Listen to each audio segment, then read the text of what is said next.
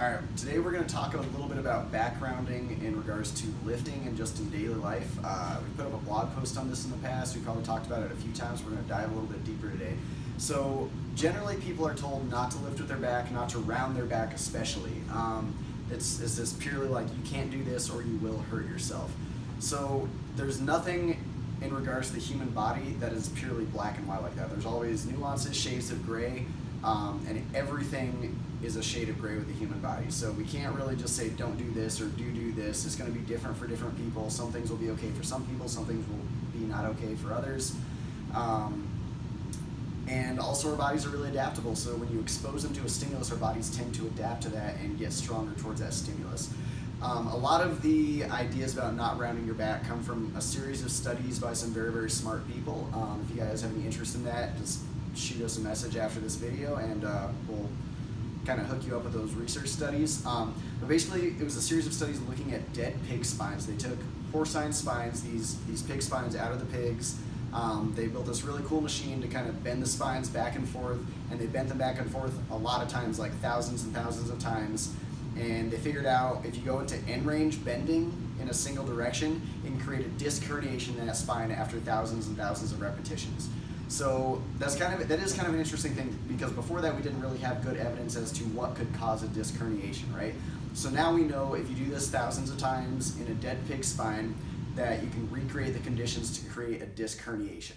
So the media and kind of just the general population, like they usually do, took those results, ran with them, and over extrapolated to everything that we do, right? So the few things here is that most people aren't bending over 1,000 times a day.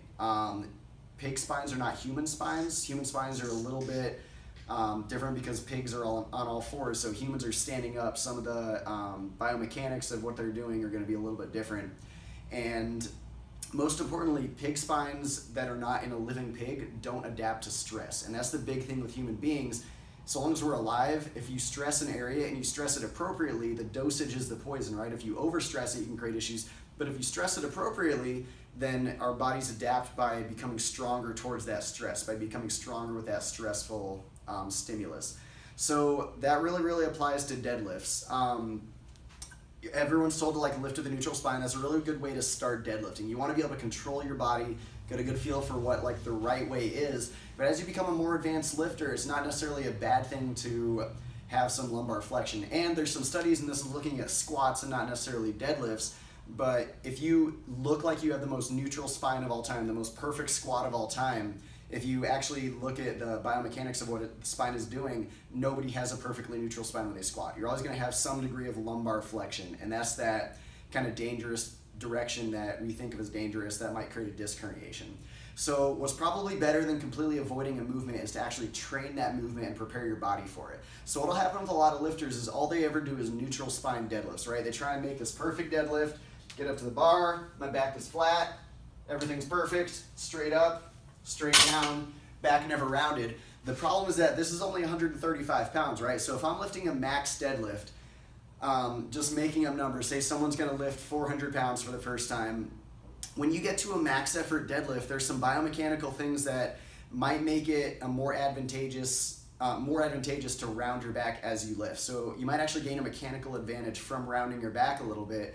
Not in every lifter, but in some lifters that's gonna be the case. And so what happens when they go for a max effort lift, the back is going to round for that first time under a maximal load that it hasn't been exposed to and trained, and that's when someone's going to hurt themselves. So if someone has trained their back in that position for a very long time, the muscles will be strong in that position, the ligaments will be stronger, intervertebral discs will be able to resist more stress in that position. They're a lot less likely to hurt themselves if they've actually trained that. So I prefer Jefferson curls. We put up a few posts on that too. But it's basically just rounding your back slowly with some weight, down and up, and just training the back in that position.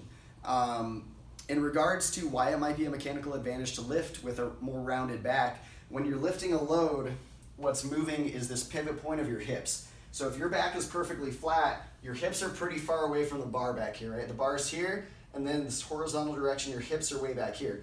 If you round your back, the hips get closer to the bar, that pivot point gets closer. That means your glutes and your low back and your hamstrings have to produce less force to stand up with that bar. So you're effectively able to lift more weight with the same amount of strength in your body. You also get to rely, and some people are going to say this is a bad thing, you get to rely a little bit on maybe some passive connective tissue, some of the stronger ligaments in your spine to help you get that weight up. And finally, when you do that, you can see my knees are fairly bent right here, trying to, even though my shins are vertical, my knees are still pretty bent. If I round my back, my knees straighten just a little bit. If you tend to have stronger glutes, hamstrings, and low back than you do quads, then you're going to have a hard time getting the barbell off the floor unless you allow your quads to straighten a little bit. And that's because quads, all your muscles have a certain length at which they operate optimally, at which they can produce the most force, and the quads are going to be less strong here, more strong here. So your knees will straighten until they can produce enough force to get that bar off the floor, and that might result in your back rounding on the deadlift.